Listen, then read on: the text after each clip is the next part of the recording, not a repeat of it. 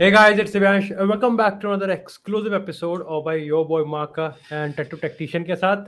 भाई आज का टॉपिक ना आई थिंक मुक्तेश के लिए थोड़ा ज़्यादा इमोशनल होगा, काफ़ी ज़्यादा सीरियस भी होगा क्योंकि एक ऐसी चीज़ होगी जिसकी वजह से कहीं ना कहीं आज भी भुगत रहे हैं।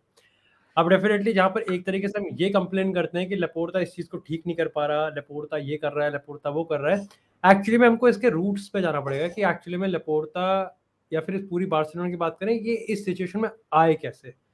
और आई थिंक ये 14-15 मिनट आई थिंक डेजा वू होने वाला है। मुक्तेश को एक बार फिर से इसके आंखों के सामने वो आने वाला है जो कि ये देखना बिल्कुल भी नहीं चाहेगा। बात करते हैं हम यहाँ पर जोसेफ बार्टोमेउ की, एक ऐसा प्रेसिडेंट जिसने लिटरली पता नहीं क्या ही सोच के चीजों को एग्जीक्यूट करा, क्या ही विजन था उसका बार्सिलोना को लेके, लेकिन उसके करने का रिजल्ट आज ये है कि बार्सिलोना का लिटरली, अगर मैं मुक्तेश से पूछूंगा कि जो यूरोप में एक धाक चलती थी ना, धाकड़ कहते हैं कि अपना अपना बट है, हाँ बार्सिलोना, जो बार्सिलोना हमारे ग्रुप पे भाई गांड फुट रही है, वो कहीं ना कहीं हमारे ग्रुप में कुछ हद तक घट गई है, जिसको डेफिनेटली अब लेपोर्ता और जावी उसको ऊपर करने की कोशिश कर रहे हैं। लेकिन बात करते हैं उस साल की जब एक्चुअली में नेमार यहाँ पर बार्सिलोना आता है, और तभी यहाँ पर जो एक फ्रॉड केस होता है वो यहाँ पर एक तरीके से डिस्क्लोज होता है। उसके चक्कर में जो एग्जिस्टेंट प्रेसिडेंट होता है बार्टोमेउ से पहले, वो रिजाइन करता है। उस टाइम बार्टोमेउ वाइस प्रेसिडेंट होता है, वो यहाँ पर बार्टोमेउ प्रेसिडेंट लेता है। इलेक्शन नहीं हुए थे और यहाँ पर पहले ही समर में वो सुआरेज ले आता है, राकिटिक ले आता है दूसरे समर में 2014-15 के समर में, आई थिंक उस समर में जिसमें तुम फॉलोइंग ट्रेबल जीतते हो, तुम ट्रेबल जीतते हो। हाँ तो दूसरे समर में आई थिंक इलेक्शन जीतने के बाद, समर में इलेक्शन जीतने के बाद, अब ऑब्वियसली पहला दूसरा कोई भी एक होगा, बट हाँ वही वो पहले 2 सालों के अंदर ही। एंड ये बात तो है कि बार्टोमेउ ने जो करा है towards the club, the intention, मैं पर्सनल एस्पेक्ट पे नहीं जा रहा, फ्रॉड वाले एस्पेक्ट पे नहीं जा रहा, जो साइनिंग्स की बात कर रहा हूँ। आई थिंक ये सारी जो इम्पैक्ट जो रहा है ना, इंटेंशन रहा है, आई don't think that is that questionable. ठीक है, उससे फुद्दू साइनिंग हर प्लेयर का हर वो करता है, प्रेसिडेंट ओनर, फुद्दू साइनिंग तो चलती रहती है। आई थिंक जिस तरीके से साइनिंग हुई है ना बार्सिलोना के लिए, वो ज्यादा गलत था। अब जैसे शुरुआत तो कर ले कि जैसे वो पहले अपने टेन्योर के अंदर उसने भाई उसने टर स्टेगन उठाया, उसने सुआरेज उठाया, उसने भाई दोनों गोलकीपर निकाले, ब्रावो लेकर आया वो, तो भाई साइनिंग रैकिटिच उठा लिया। साइनिंग्स बढ़िया है भाई, जेन्युइन है साइनिंग्स, जाके ट्रेबल जीत गए उसी सीजन, और अगले सीजन थोड़ा सफर करे लुइस एनरिके। तो भाई आई डोंट थिंक कि इंटेंशन बुरा था इन साइनिंग्स के पीछे, but way of doing them. I think उसे पता था कि बार्सिलोना के पास पैसा है एंड वो ये सब कुछ रिटेन करने के लिए, जैसे मेसी को इतने बड़े बड़े कॉन्ट्रैक्ट, नेमार को इतने बड़े बड़े कॉन्ट्रैक्ट, सुआरेज को, हमारे जो सारे प्रेसिडेंट थे, जैसे हमारे सारे प्रेसिडेंट है ना, प्रेसिडेंट हमारे सारे कैप्टन्स, बार्सिलोना ने उनको एक ऐसा कॉन्ट्रैक्ट दिया था कि वो जैसे जैसे बुढ़े होते जाएंगे ना, वैसे वैसे उनकी सैलरी बढ़ती जाएगी। कैन यू इमेजिन, ओवर 30 जैसे वो जाते रहेंगे, 31, 32, 33, 34, 35, हर टाइम के बाद उनकी सैलरी बढ़ती जाएगी। हमें पीके को 50 मिलियन देने हैं अभी सैलरी में, 50 मिलियन देनी पड़ती है उसकी सैलरी। अगर हम जो डेफिनेटली इस पॉडकास्ट में आई थिंक जब बार्टोमेउ की बात कर रहे हैं, तो जो ऑडियंस है वो एक्सपेक्ट करने वाली है जो सुपरस्टार्स के नाम हम लेने वाले हैं। हाँ, लेकिन इस आएंगे, वो भी आएंगे पूरे, हाँ धीरे-धीरे आएंगे वो, जिनको छोटे जो ब्लॉक्स है ना मुक्तेश, वो बहुत चुभते हैं। आपने मैं देख रहा हूँ इस समय, आपने लाइक तुरान खरीदा 40 मिलियन में, आपने एलेक्स विडाल 22 मिलियन में खरीद लिया, उसके बाद उसके बाद आपने डैनी एल्वेस को जाने दिया, जबकि डैनी एल्वेस लगातार अपने इंसिडेंट पे कहता आ रहा था कि मेरी बार्टोमेउ से प्रॉब्लम है, मुझे नहीं जाना। उसके बाद फिर आपने आंद्रे गोमेज पे 55 मिलियन का खर्चा किया। उसके बाद 32 मिलियन आपने पाको अल्कासर पे खर्च करे, 21 मिलियन आपने लुका डीनिये पे खर्च करे, 15 मिलियन आपने सिलेसन पे खर्च करे। यहाँ पर ये और भी है एक्चुअली में, सीएम पोलिनियो पे 40 मिलियन खर्च किए गए, 30 मिलियन आप सेमेडो पे लेके आए, 5 मिलियन मार्डन पे, 12 मिलियन डोलोफो पे, 12 मिलियन येरीमीना पे। और ये आई थिंक उस टाइम का था जिस टाइम नेमार गया था शायद से, क्योंकि यहाँ पर आपने इसी समर 160 मिलियन में फिलिपे coutinho खरीदा था। इस वीडियो का टाइटल चेंज करेंगे, fucking margaroni in the F for 14 minutes straight. Arturo Vidal तक मुकेश, मेरे को लगता है कि आर्तुरो विडाल एक ऐसी डील हो सकती है जिसपे ऑफ कोर्स मिक्स रिव्यूज आएंगे। He was good. Arturo Vidal एक ऐसा प्लेयर था जो कि अपना 100%, but again 18 million, 36 million Lenglet के लिए, उसके बाद 40 मिलियन मालकॉम के लिए, आर्थर के लिए 31 मिलियन। भाई वर्माइलन, भाई वर्माइलन वो तो आई थिंक तभी पहले ही आ गया था। उस टाइम पे तो भाई रिकॉर्ड था वो। हाँ, उस 2014-15 में तो रिकॉर्ड था वो, एक चीज था ये लाइक अभी तो और है। मैं इस टेन्योर तक तो आया नहीं था भोसड़ी के। मैं तो पहले 2 सीजन की बात कर रहा था, तूने तो गांड फाड़ दी यार मेरी। मैं पहले 2 सीजन की बात कर रहा था कि भाई देख पहले 2 सीजन में उसका टेंशन इतना बुरा नहीं था, बट अब तू आई गया इसके ऊपर, तो इसके ऊपर डिस्कशन करते हैं भाई। देख 100 अभी यहाँ तो वो आया ही नहीं है, 120 मिलियन ग्रीजमैन के लिए। भोसड़ी के अभी तो डेम्बेले नहीं बोला तूने। 140 मिलियन डेम्बेले के लिए, और ये भाई डेम्बेले, कुटिन्यो और ग्रीजमैन, ये 3 साइनिंग नेमार की साइनिंग को आउटशाइन करने के लिए की गई थी, बिना किसी प्रोजेक्ट के। बट मुक्तेश एक्चुअली में इस ट्रांसफर स्ट्रैटेजी में तो चल हम बात करते रहेंगे। मेरे को तो ये बता कि एक्चुअली में उस टाइम क्या थॉट था तेरे दिमाग में जब लुइस एनरिके को सैक, जब लुइस एनरिके को सैक नहीं, मतलब एक्चुअली में जब उसने जॉब छोड़ी थी, रिजाइन किया था, वेलवर्डे को लेके आए, जबकि तुमको पता था कि वेलवर्डे उस फिलॉसफी का ही नहीं है जो बार्सिलोना में चलती है।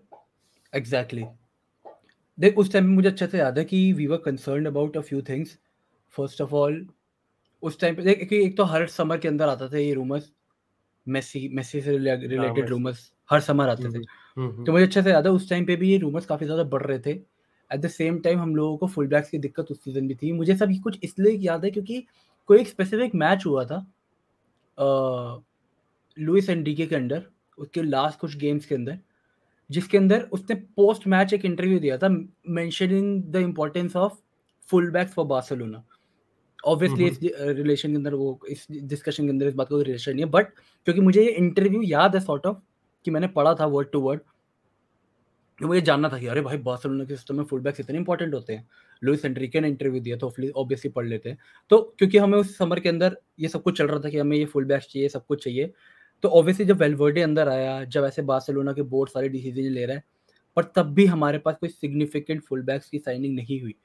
तो उस सीजन वो पहली बार था जब मेरे को था भाई फकअप हो रहा है यार, ये बोर्ड गलत कर रहा है, ये बोर्ड गलत कर रहा है। जब तुम्हारा एक्स मैनेजर बोल के जा रहा है कि बार्सिलोना को इन इन चीज़ों की ज़रूरत है, वो मेंशन करके जा रहा है कि we need backup for full backs, we need this, we need that, and you are not doing that. तुम मार्की साइनिंग्स के लिए जा रहे हो, बहुत पैसा फेंक रहे हो। तब मेरे को मैनेजर से ज़्यादा दिक्कत इस चीज़ से हो गई थी। देख Valverde I think kind of भाई अब तो लॉन्ग टर्म में है ना भाई, वेलवर्डे ने सोते सोते क्या कुछ नहीं जिताया हमें। वेलवर्डे ने सोते सोते भाई। हाँ। मुक्तेश वो किस्सा याद आता है रोमा वाला, जब रोमा ने लिवरपूल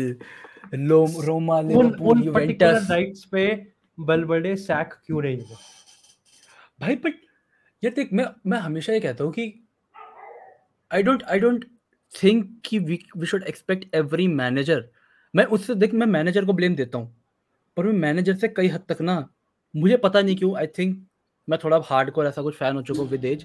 उस टाइम पे तो ऑब्वियसली हम मैनेजर को ही गालियाँ देते थे भाई। विद टाइम में तुम प्लेयर्स को भी थोड़ा क्रिटिसाइज करता, प्लेयर्स को क्रिटिसाइज करना बनता है यार। आई थिंक देख मैनेजर तुम्हें फील्ड पे जाके तो नहीं बोलेगा ना हागो गोल खाओ, और वो तुम्हें डिफेंसिवली अगर मैनेजर तुम्हें बोलेगा कि तुम डिफेंसिवली होके बैठ जाओ, लिवरपूल के खिलाफ डिफेंसिवली होके, रोमा के खिलाफ पूरा प्रॉपर ऑफेंसिव, बार्सिलोना अपनी गेम खेल रही है, खा गए 3 गोल, हम हार गए, ठीक है। और वो तुम्हें लिवरपूल के खिलाफ उसने बोला चल तू डिफेंसिव होके बैठ, हम डिफेंसिव होके बैठे, हमारे फुल बैक्स ने अपनी माँ बहने करा ली उस दिन, ठीक है। फील्ड के ऊपर रो रहे हैं ये खत्ते खड़े होके प्लेयर्स अपने, ठीक है। अब तो इस चीज के ऊपर भी तो अपने मैनेजर को ब्लेम नहीं करेगा, मतलब कंप्लीट ब्लेम मैनेजर के ऊपर, मैनेजर, प्लेयर्स, और ऊपर से जो इन्फ्लक्स आ रहा है, ये पॉलिन, माल्कम, आर्थर, वर्मेलन का तूने ना कब यूज हुए एग्जैक्टली।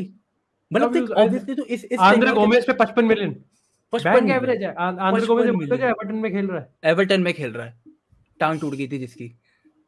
पाको अल्कासर, भाई तू खुद सोच और पैसा इतने उड़ा रहे हैं, पैसा उड़ा रहा है, ये उड़ा रहा है पैसा लिटरली। देख तू लेके आ गया, देख तू वेलवर्डे तूने मैनेजर अपॉइंट कर दिया, उसके ऊपर है कुछ शॉर्ट कमिंग्स, है उसकी कुछ शॉर्ट कमिंग्स, तो उसको एज अ गुड प्रेसिडेंट तो उनको कोप अप करना। तू पैसा ही क्यों लगाया जा रहा है सिर्फ? तो उससे पूछ कि भाई ठीक है तेरे को डिफेंस, हम लोगों का डिफेंस सबसे चेंज ही नहीं हुआ भाई, हमारा अभी भी डिफेंस वही खेल रहा है जो 2015 में खेल रहा था। एक तरीके से अभी भी हमारा defensive heart is Pique, full back हमारा, लेफ्ट बैक वही है, हमारा राइट बैक हम डैनी एल्वेस को अब और एक और सीजन रिन्यू करेंगे, गोलकीपर हमारा वही है, सेकंड सेंटर बैक तो हमारा तब भी फिक्स नहीं था, अब भी फिक्स नहीं है, कभी मार्सेलो खेल लेता, ओ मैशेरानो खेले, मार्सेलो कह रहा हूँ, मैशेरानो खेल लेता था कभी कभार, नहीं थे कॉन्ट्रैक्ट्स बांटते थे भाई यूनाइटेड इसी लेवल पे थी, बट गॉड लेवल पे खेलता था बार्टो। भाई बार्टे में उन्हें आई थिंक बहुत फुद्दू हरकत करी, आई थिंक वो रियल बनाना चाहता था भाई, वो सोचता था मैंने रियल बनाऊंगा, और वो इस चीज में पता क्या यूज कर रहा था, पैसा। वो सोचता था मैं पैसा फेंकूंगा। और पता है मेरे को किससे याद आ रहे हैं, और उस चीज पे इंसाइट ना गाइस तुमको मुक्तेश देगा, क्योंकि ये वो चीज लिव बाय मोमेंट लिव कर रहा था। लिवरपूल वाला मैच था, जैसे कि उसने बताया कि वेलवर्डे को सैक क्यों नहीं होना चाहिए, वेलवर्डे उस दिन भी सैक नहीं हुआ। वेलवर्डे सैक, अगर वेलवर्डे सैक की बात करते हैं तो तू ये बता मुक्तेश, तेरा इसके रिगार्डिंग तेरा क्या ओपिनियन था कि वेलवर्डे को सैक किया आपने, एक तो इतने टाइम बाद, जब आपके बहुत लेट फैन बेस की झांटे झुलस गई, बहुत लेट सैक करा भाई, पूरे दुनिया में आप किस सेटियन को उठा के लिया भाई नहीं ये डिस्कशन मत कर भाई, मैं गाली गुली दे दूंगा भाई, तेरा चैनल डिमोनेटाइज हो जाएगा। नहीं भाई नहीं आप किस सेटियन को उठा रहा है एक ऐसा प्लेयर, मतलब मुक्तेश को ये कहेगा, कोई ये चीज कहे कि आपने ड्रेसिंग रूम लूज कर लिया है, ड्रेसिंग रूम पकड़ा था सेटियन ने कभी? You just can't replace Valverde by Setien भाई, that is 10 levels below। Replace are pro club का मैनेजर भी नहीं बन सकता सेटियन भाई नहीं देख, with all due respect to Setien भाई, रियल बेटिस से आया था ना वो, रियल बेटिस से भाई, he was nowhere near Barcelona standard, nowhere near Barcelona standard. Crime है भाई। भाई देख मैं तो बताता हूँ, मैं वेलवर्डे के बारे में इतना भी कुछ बुरा क्यों नहीं बोला ना, क्योंकि मेसी, पीके, बुस्केट्स, उसने तुम्हें मेसी, पीके, बुस्केट्स तीनों ने आगे आके बोला भाई हमारी गलती है, प्लेयर्स की गलती है, मैनेजर की गलती नहीं है। तू अभी भी जाके पुराने इंटरव्यूज उठा के देख, सारे बड़े प्लेयर्स बोल रहे हैं मैनेजर की गलती नहीं है, हमारी गलती है। उस दिन वो इंटरव्यूज पढ़ने के बाद मेरे को थोड़ा लगता था नहीं भाई, प्लेयर्स को भी क्रिटिसाइज करना बनता है। देख कमबैक्स के लिए जितनी गालियां वेलवर्डे को पड़ती है और किसी को नहीं पड़ती, ठीक है? एग्रीड। वेलवर्डे के सैक होने के बाद 2-3 सीजन तक बहुत खबर आ रही थी कि वेलवर्डे स्टिल नॉट सैक क्यों किया गया, कि ही डिड इट ऑल, क्योंकि वेलवर्डे का सैक करना was not the solution. Barcelona का सॉल्यूशन था अपनी टीम फिक्स करना, लेकिन वो चीज वो नहीं करना चाहता था, वो चीज तो मुश्किल थी, उसके लिए क्या कहते हैं बार्तोमेउ के लिए, और फिर तू लेके उठा के लाया कि जरूरत थी फिलिपे coutinho ऐसे प्लेयर की, लग रही थी, बट वो फेल हुआ क्योंकि अगर उसके प्राइस टैग में नहीं थी। देख उसके प्राइस टैग या प्राइस टैग में तो फिर तू डेम्बेले के साथ भी नेगोशिएट कर सकता है, 140 तो नहीं प्राइस टैग। भाई देख भाई प्राइस टैग की ही दिक्कत है भाई। देख मैं तुझे बताता हूँ, उस्मान डेम्बेले बहुत बढ़िया प्लेयर, गिफ्टेड, पूरा proper. Philippe Coutinho literally one of the magicians in Liverpool. अगर मैं उस टाइम चला बायर्न में जाके देख, ऑब्वियसली तू किसी भी प्लेयर की साइनिंग पहले नहीं प्रेडिक्ट कर सकता कि इसकी साइनिंग के बाद होगा क्या। एग्रीड, टोटली ठीक है, इनकी साइनिंग सही थी, मैं मना नहीं कर रहा, मैं मतलब ऐसे नहीं कर रहा कि पहले अगर तू पहले जूम कर, मतलब ये बात होगी ना, मैं पहले खुश था जब ये मुझे पता लगा था 2 प्लेयर बार्सिलोना आ रहे हैं, मैं खुश था। अब मैं कहता हूँ ये साइनिंग फुद्दू है, ये साइनिंग बार्सिलोना के लिए, क्योंकि अब हमने लिव कर लिया, फुद्दू है, ठीक है। लेकिन तब की बात करो, हर बार्सा फैन खुश था कि फिलिप कुतिन्यो बार्सा आ रहा है। भाई price tag was the issue. First Griezmann की साइनिंग तो फिर भी जस्टिफाई नहीं करती, वो तो फिर भी जस्टिफाई नहीं करती। वो तो ना पहले ग्रीजमैन तो जब आया था मुझे तब भी मेरे को नहीं था कि भाई ये क्यों आया। एक तो वैसे तरह झाटे चलस गए होंगे वो डॉक्यूमेंट्री वगैरह देख के जो उसने भाई मेरे को तो चूतिया बैग ग्रीजमैन, मेरे को तो मैं भाई विद ऑल ड्यू रिस्पेक्ट, वो जब तक एथलेटिको खेल रहा था अच्छा था, वो बार्सिलोना आते मेरे लिए चूतिया हो गया था कि ये क्यों आया। एक तो भोसड़ी का बाल नहीं कटा था, बहन के लोगों ने जिस दिन एथलेटिको ज्वाइन करी वापस बाल कटा लिए। भाई इसका भाई ये चूतिया बुद्धि है, ये चूतिया बुद्धि है भाई, ये सारी झाटी फैलाने के हमारे यहाँ आया था। अबे यार जो एथलेटिको जाती बाल कटा लिए। अच्छा एक मुझे किस्सा और याद आता है, अब हमने सितियन तक ट्रांजिशन करा है, यार ये भी ले आएगा ये भोसड़ी का, कहते हुए अच्छा नहीं लगता, of course as a Madrid fan लोगों को अच्छा भी लगेगा, बट ये इंसिडेंट पूरी सीरियसनेस के साथ, with all due respect, the moment जो कि आई थिंक बार्सिलोना की हिस्ट्री में one of the darkest days आएगा, वो तो 8-2 सत्यन, लाइक आई थिंक उस पॉइंट ऑफ टाइम पे बार्सिलोना की टीम पिच पे ये सोच रही होगी कि हम 90 मिनट कैसे गए, लेकिन मुक्तेश पॉइंट वो नहीं है कि वो मैच कैसा था, पॉइंट वो है कि उस मैच के बाद जब पूरा बार्सिलोना का फैन बेस ये रेजिग्नेशन मांग रहा था कि बार्टोमो भोसड़ी के निकल यहाँ से, बार्टोमो ने एक्चुअली में ये कहा कि आने वाले टाइम में ऐसे अनाउंसमेंट होंगे जो पूरी चीज़ें ठीक कर देगा, और उसने अनाउंसमेंट, एक रिपोर्ट में पढ़ रहा था कि उसने अनाउंसमेंट ये करवा के करी कि उसने उस टाइम एरिक कैपिटल था, आई थिंक उस टाइम भी था, उसने उससे कहा कि तू सित्यन को निकाल, पहली फुर्सत में सित्यन को निकाल, and you bought Ronald common.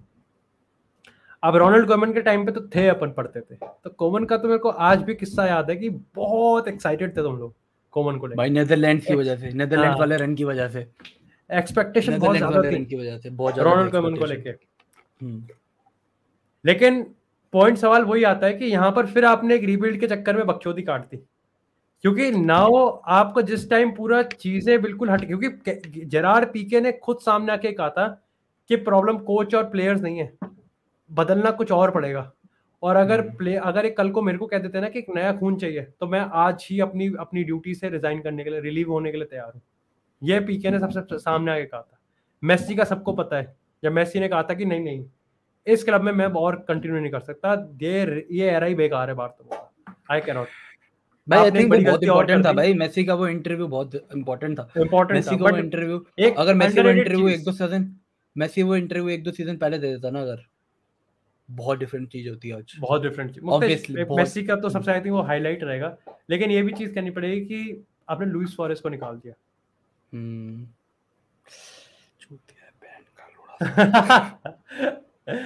गलती अपनी कभी भी नहीं मानी, कोविड के टाइम में गलती कभी भी नहीं मान रहा, गलती कह रहा है कि नहीं, स्पोर्टिंग इंस्टीट्यूशन खराब है बार्सिलोना का, जो एकेडमिक, जो लाइक फाइनेंशियल इकोनॉमिक इंस्टीट्यूशन है वो अभी भी बिल्कुल फर्स्ट क्लास है। अच्छा एक लास्ट टॉपिक हम लोग डिस्कस करने वाले हैं, क्योंकि भाई ऑफ कोर्स अनकंफर्टेबल तुम देख ही रहे हैं मुक्तेश को। भाई तो टीम तू बनाता है फीफा के ऊपर, तू टीम बनाएगा फीफा के ऊपर, तूने फुट टीम बनाई है अपनी, तो टीम तू बना रहा है ना, मुझे बात बता, टीम तू बना रहा है, उसे खिला तू रहा है, टीम बना तू रहा है, उसे कंट्रोल तू कर रहा है, वो टीम हारेगी, चेंजेस मैं कर रहा हूँ, चेंजेस तू कर रहा है, सब तू कर रहा है, पूरा कंट्रोल तेरे हाथ में। कल को वो टीम हारती है तो दुनिया तेरे को गाली देगी, टीम को गाली देगी। एक्चुअल गलती किसकी है? तू तो टीम को गाली देगा, मेरे को गाली देगी, तू टीम को गाली देगा, तू टीम को गाली देगा, मैं टीम को गाली दूंगा, लेकिन दुनिया किसको गाली देगी? मेरे को, क्योंकि गलती किसकी है? मेरी। बार्सिलोना बैंगलैंड ने ना फीफा करियर मोड बना दिया था बार्सिलोना उसने भाई करियर मोड बना दिया था बार्सिलोना को, वो पैसा इंजेक्ट करे जा रहा था और गांड लिए जा रहा था। अच्छा उस भोसड़ी की नेगोशिएशन सेट कर दी थी इजी पे, और पैसे वो फेंकता था मुंह मांगे कि पहली बारी जो ऑफर आया उसी में डील कंफर्म। उनको पता चल रहा है। एक लास्ट चीज जिस पे आई थिंक मैंने कभी बात नहीं करी, शायद से मैंने कभी डिस्कशन में भी ये सवाल नहीं आया, मैं पढ़ रहा था तब मेरे को पता चला कि हाँ ऐसी चीज भी हुई थी उस टाइम। एक बहुत बड़ा एलिगेशन लगाया जाता है बार्टोमो के अगेंस्ट कि उसने मीडिया में इतने पैसे फेंके एडवर्टीजमेंट के लिए, just to slander the Messi, Pique and Luis Suarez. क्या है मतलब, देख मैंने सिर्फ पढ़ा है, मुक्तेश में कितना सच है, और अगर सच है तो बहुत क्या बकचोदी थी। बहुत सच है भाई, ये तो इसलिए था ना क्योंकि ये तभी था जब ये मेसी के इंटरव्यू से पहले की बात थी। हाँ पहले से पहले है ना, हाँ ये मेसी के इंटरव्यू पहले की बात थी, क्योंकि मुझे अच्छे से याद है तब मेसी को इंटरव्यू तभी आके देना पड़ा था, क्योंकि तब finally things were going against the players, क्योंकि प्लेयर्स आके बोल रहे थे कि बहुत ज्यादा हो गया था, कि चेंजेस चाहिए, और बार्टोमेओ ने जब बोला कि भाई ये तो मेरे खिलाफ जा रहा है, भाई ये हुआ था, तो ऑब्वियसली काफी बड़ा एक रियलिटी है कि बार्टोमेओ को जब पता लग रहा था कि क्योंकि उन्हें पता था भाई कि मेसी, पीके, इन सब के हाथ में कंट्रोल है, इनके हाथ में कंट्रोल है जो ये यूज कर रहे हैं धीरे धीरे। तो obviously he decided to tackle these things in a dirty way, कि ये उनके खिलाफ मीडिया में चीजें उछलवाएगा, अपनी बड़ाई करवाएगा। भाई देख, बार्टोमेउ से चूतिया प्रेसिडेंट बार्सिलोना की हिस्ट्री में नहीं रहा। मैं कहूंगा एक ऐसा प्रेसिडेंट जो कि दलदल में फंसता रहा और वो और चूतिया हरकतें करता रहा, वो बहुत चूतिया हरकतें करता रहा। देख मैं बहुत सेंसिबली बताऊंगा, क्योंकि बंदा सेंसिबली बैठ के सोचे ना, है ना, उससे शुरुआत, उसका इंटेंशन देख, मेरे को नहीं लगता कि अगर कोई बार्सिलोना प्रेसिडेंट की वो ले रहा है, उसका पहला थॉट होगा चलो भाई कैसे घपला करूं। तो तुम ट्रेबल पहले जीते थे, इलेक्शन उसके बाद हुए थे शायद। बार्टोमेउ वाज द प्रेसिडेंट, वो तो वैसे ही था क्योंकि वो हट गया था, रिजाइन, ये वाइस प्रेसिडेंट था।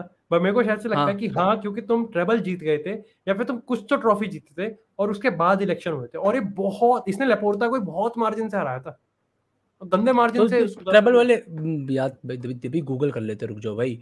व्हेन डिड बार्टोमेउ, हेलो भाई, गूगल का हमने खोला है टैब यहाँ पे, अब हम क्या करेंगे, व्हेन डिड बार्टोमेउ बिकेम बार्सिलोना, हाँ रुक जा रहेगा ना, देख ये जो जनवरी 2014 he became the president of Barcelona, ठीक है। उसके बाद तो ये हो गया बार्सिलोना के जो 14-15 वाला सीजन था, उससे पहले वाली विंटर में, हाँ उससे पहले वाली विंटर में, हाँ 14-15 वाले, हाँ। और अगर मैं पूछूं इसमें मैं लिखूं bye winning elections, bye winning elections, तो यहाँ आ रहा है बाय सेम डेट आ रही है। अब ये लिख के एक्चुअली में जो बार्टोमेउ का जो पीछे वाला था, पिछले वाला था, वो रसल, इसका नाम क्या था चूतिए का, एक मिनट रुक जा भाई, वो इससे बड़ा चाचा था, वो तो बहुत चूतिया था भाई, वो तो बहुत चूतिया था, वो तो फंस गया था नेमार के चक्कर में, चूतिया। हाँ, उसके चक्कर में तो अभी तक बार्सिलोना कितने रोसेल ने रिजाइन कब किया था? रिजाइन कब करा था उससे? 2014 में रिजाइन, 2013 में रिजाइन करा था। हाँ तो ये तभी तो बन गया था हाथ के हाथी, यही तो बन गया था, इलेक्शन से पहले ही तो बन गया था। अब आई थिंक समझ में आ रहा है, हाँ 14-15 में। पर तब कोई प्रेसिडेंट रोल नहीं था ना, रोसेल के टाइम पे कोई प्रेसिडेंट रोल नहीं था।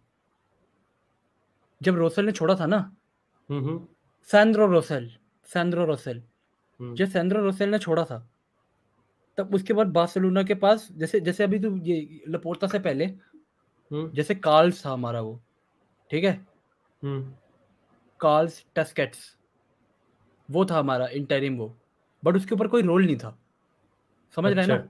अच्छा, इसके बाद रोल तभी आया जब इलेक्शन जीता। एग्जैक्टली, जैसे बार्टोमेउ ने रिजाइन कर दिया था, तब जब तक लपोर्ता नहीं बना था, तब तक कार्ल्स था हमारा वो प्रेसिडेंट। तो उसके पास कोई प्रेसिडेंट ड्यूटी नहीं थी, जब तक नया प्रेसिडेंट अपॉइंट नहीं होता, कोई प्रेसिडेंट पावर नहीं रहती, कोई प्रेसिडेंट ड्यूटी नहीं रहती एज इंटरिम मैनेजर, इंटरिम वो प्रेसिडेंट यूजुअली क्लब्स के अंदर।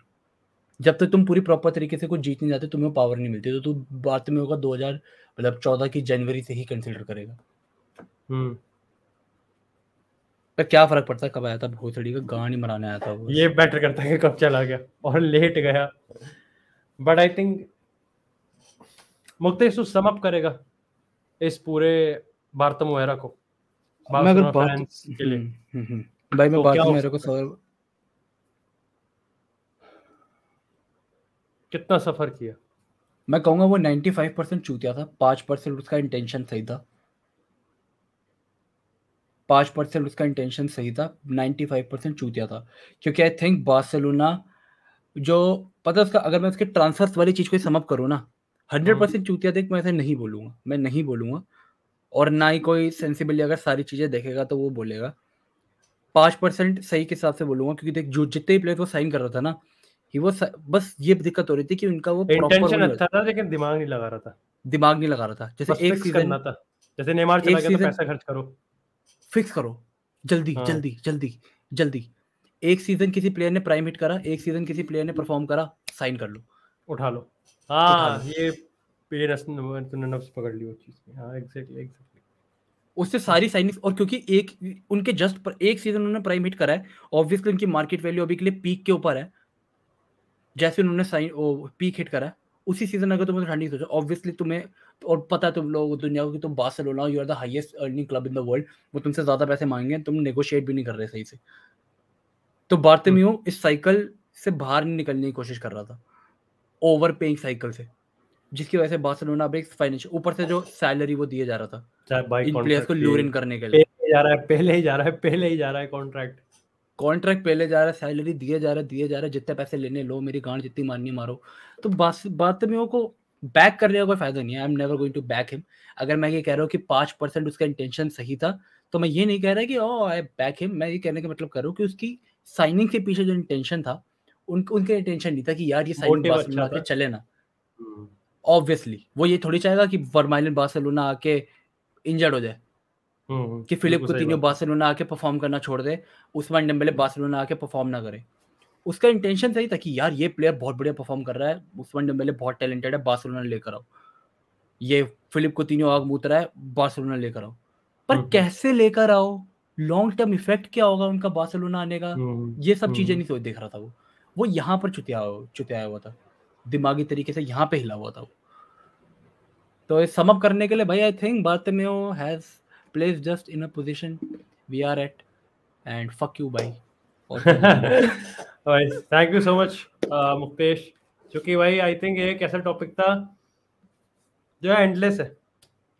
You can go like भाई बहुत कुछ है जो वैसे मतलब जिसके ऊपर तुम्हें डिस्कशन के लिए तुम्हें पूरे पेपर्स खोलने पड़ेंगे, तुम्हें सब कुछ, क्योंकि exact date by date, season आपने सीजन बाय सीजन जाना पड़ेगा।